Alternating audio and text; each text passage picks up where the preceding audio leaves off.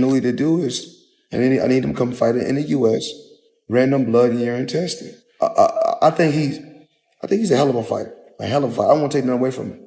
Hell of a fighter. And I like him because I see he take a lot of my stuff from my playbook.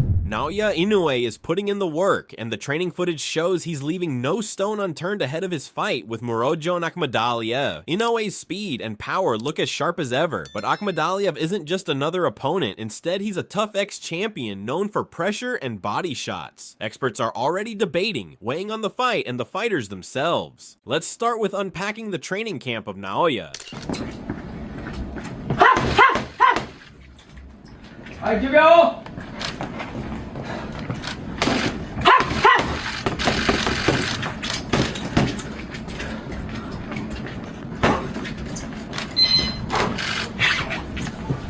Inoue is all about speed and power, and his training shows it. In one clip, he sprints up a long flight of stairs, moving so fast it looks like he's flying. Step after step, he doesn't slow down, pushing himself harder with every stride. It's raw energy, pure focus, and the kind of work that makes him one of the most dangerous fighters in boxing today. And yet this isn't just running, it's Inoue proving why he's called the monster.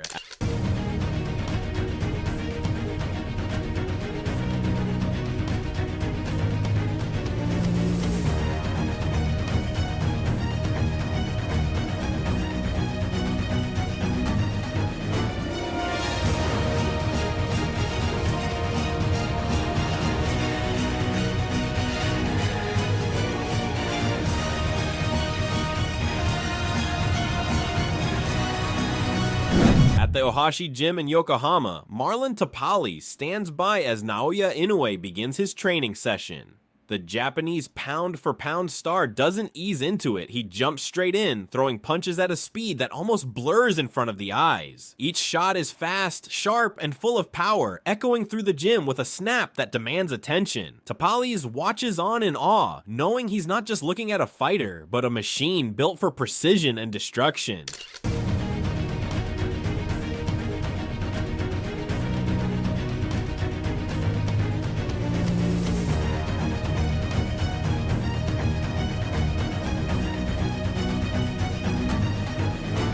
In the training gym, Naoya Inoue shows no mercy, and the same laser focus comes through even in sparring. He fires off punches at lightning speed, each one crisp and powerful. His hands barely stop moving, overwhelming his partner with non-stop combinations. It's fast, it's sharp, and it's a clear reminder why Inoue is one of the most dangerous fighters in the world.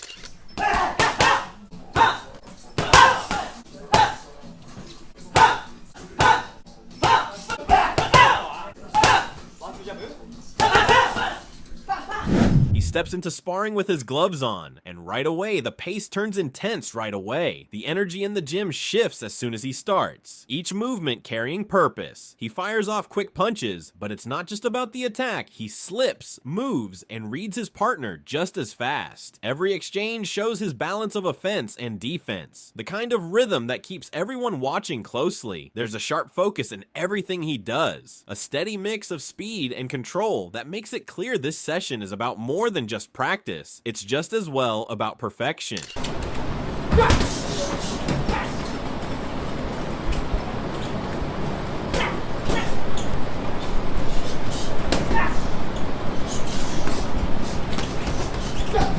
Finally, Inoue steps up to the heavy bag, and right away the energy in the gym shifts. He starts throwing punches with a rhythm that's fast, sharp, and hard to read. There's no wasted motion. Every strike looks controlled, but there's something hidden in the way he mixes his shots. The speed, the timing, the power, it's all there, but he never quite reveals the full picture. Watching him work, you can sense he's testing, planning, holding something back. It's the kind of training that leaves you wondering what he's saving for fight night against Akhmadaliev.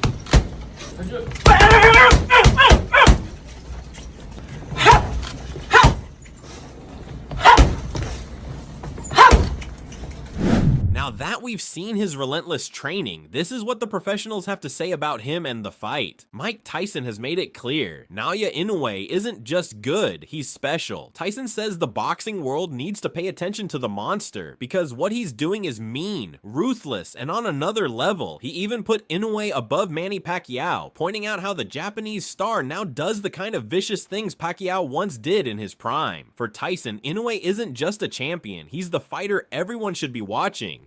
Hey, look up this young fighter called the Monster. You ever hear Monster? No. Japanese fighter called Monster. This is Monster. Crazy dude. He's a mean son of a bitch. Oh yeah, you'll see this bad motherfucker. He don't look like much.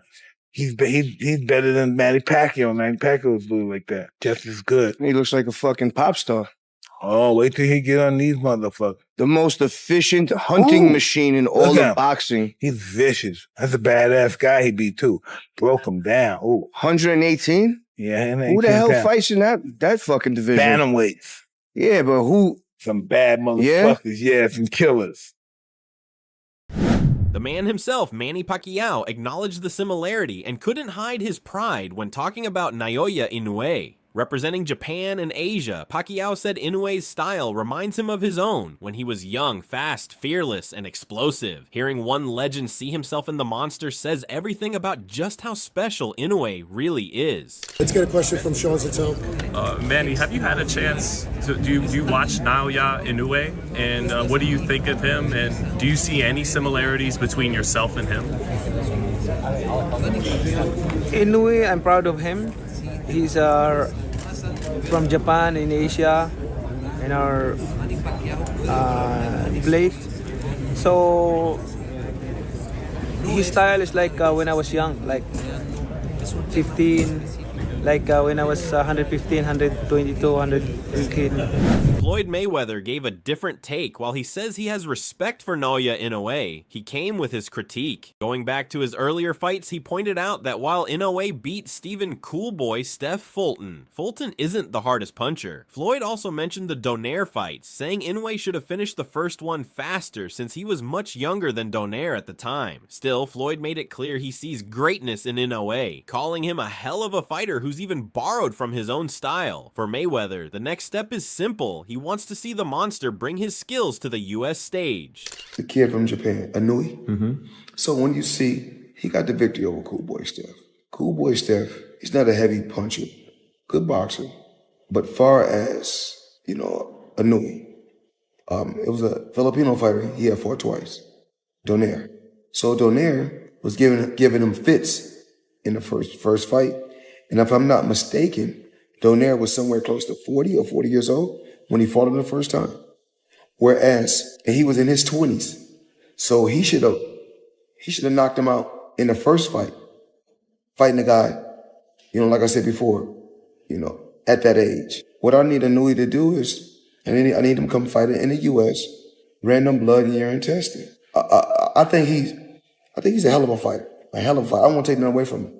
Hell of a fighter. And I like him because I see he take a lot of my stuff from my playbook. Whereas Teddy Atlas started off his breakdown with slight irritation and couldn't help but laugh when he heard a ringside commentator claim Akhmadaliev needed to let his hands go more to stand a chance against Naoya Inoue. To Atlas, that logic was backwards. More punches don't mean more success against a sniper like Inoue. It just means more chances to get nailed. One of the commentators, I don't know who the guy was, but the blow-by-blow guy, I had to laugh when he said, "Oh, hey, this will never work against Inoue." What are you talking about? Why? He's got to throw more punches for you to give him a chance against Inoue? Where did you get your boxing diploma from? What school was that? I'd like to know. So he's going to have a better chance, in your estimation, to beat Inoue because he should be throwing a lot more punches. For me, that would go against his chances because then he'd have a better chance of getting caught. I think he's got a better chance to be very competitive in this Inoue because he doesn't throw reckless punches and too many punches where he gives Inoue a lesser chance to catch him. as he's throwing those punches. What really gives Akhmadaliev a shot, Atlas argued, is his patience and precision. As a southpaw, he's careful, accurate, and picks the right moment to land. He doesn't fall into the trap of reckless volume, and that discipline keeps him dangerous. Yeah, and he's a southpaw. He's very select with what he throws. And when he throws, it's accurate. It's at the right place, at the right time, in the right position. He's not throwing, like you say, more punches where he might throw from too far away or too many in one spot, where Inoue, who's great at timing guys, would time him in between a fourth punch. Inoue won't have that opportunity because this guy is selective. He is smart. He is calculating. That's what gives him a chance. That's the opposite of what whoever he was. The opposite. That's what gives him a chance for me. Yeah. People ask, could Akhmadaliev get outworked here? Atlas says no, at least not in his own mind. That is because he controls the range with his legs. That footwork is his defense. He makes you miss, then he's right back in position, ready to go again. Yeah, could he get out hustled? But in his mind, he won't get out hustled. You know why? Because his control with his legs of range takes care of his defense where you're not landing on him. He's making you miss. And then he's back in position looking again in a very calculating, very controlled way of placing the punches without being... He goes on to spot a flaw, saying while Akhmadaliev's footwork is strong, but sometimes he drifts straight back with too many steps. Against a fighter like Inoue, that's a dangerous pattern. Inoue won't give you space if you back up like that. He'll close in fast, staying right on top of you. If you keep moving in a straight line, you're stuck in front of him, and sooner or later, he'll make you pay. Reckless, without giving up defense. The one thing I see a problem with his legs, and I gave him nothing but kudos for his legs. Now I got to give him a little correction. His legs are good, but he goes back too many steps in a row back. He'll go back 2-3 steps in a row. You don't do that. You don't do that. When you go back 2-3 steps in a row, you give a guy like Inoue and he'll pick up on it. Oh my goodness, he'll pick up on it fast. Where he'll follow you. He'll follow you tight. Not follow you loose where you go back and you can counter him coming in, but he'll follow you tight. Whereas you go back 2-3 in a row, you're still in that track. Atlas explains that stepping back once is fine, but you've got to mix it up counter, angle off, or move your head. If you keep retreating in straight lines, the wrong opponent will catch you, and Inoue is exactly that kind of opponent. Still, Atlas gives Akhmadaliev respect and highlights his power, sharp defense, deep amateur roots, and his southpaw style. He calls the way Akhmadaliev places his punches surgical. You're still on that path of straight in front of him, he'll catch you. You should go back one step, then counter, then get off to the side, then move your head, something. But you can't go back 2 or 3 in a row. With the wrong fighter, you could pay a price, and Inoue would probably be the wrong fighter too. But I see him as giving in, or he can punch. Again, he doesn't waste anything. His defense is good. He's got the amateur background. He's a southpaw. He places punches like a surgeon.